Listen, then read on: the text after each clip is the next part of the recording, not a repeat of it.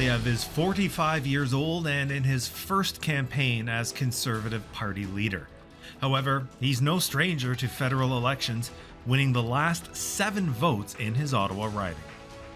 Poilievre grew up with his adoptive parents in Calgary. At 20, he won an essay contest about what he would do as Prime Minister. His answer included more freedom for Canadians, but term limits for MPs. Poilievre would complete his international relations degree in 2008, but politics came much earlier. Poilievre got involved with the Reform Party as a teenager and then gravitated to its successor, the Canadian Alliance, working for leader Stockwell Day and making his own voice heard. If we here go to the Canadian people and tell them that we are in fact the party of provincial rights, how can we at the same time look them in the eye and tell them that we're going to have the federal government intervene in the education system? We can't. Poilievre won his first election for the new Conservative Party in 2004, beating out Liberal Defence Minister David Pratt in suburban Ottawa. Our party had the biggest growth in seat numbers of any party in the country. Poilievre would become a parliamentary secretary in the Harper government.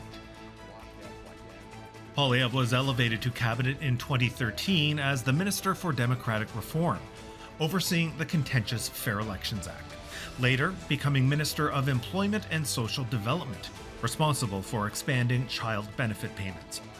Poilievre was finance critic under Conservative leader Andrew Scheer. He led a 4-day filibuster over the SNC Lavalin affair. If a homeless man is charged with stealing a loaf of bread, he can't simply knock on the Prime Minister's door and say, "Please make the prosecutor go light on me, sir."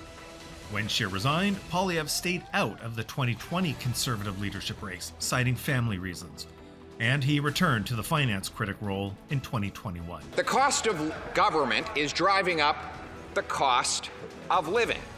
Just a few months later, he offered support to the Freedom Convoy that took over downtown Ottawa. It was during those days when Erin O'Toole got pushed out by caucus and lost the leadership. Poilievre entered the race, saying that he was running for Prime Minister. Our destination is a Canada where the government is servant, not master. Poilievre would take 68% of the first ballot points, leaving Jean Charest a distant second. We will rekindle the hope that people's paychecks and savings can again buy a decent life. Since then, the Conservative Party has continued to dominate fundraising. Poilievre campaigns atop a well-financed party that's aiming to end a decade on the opposition benches.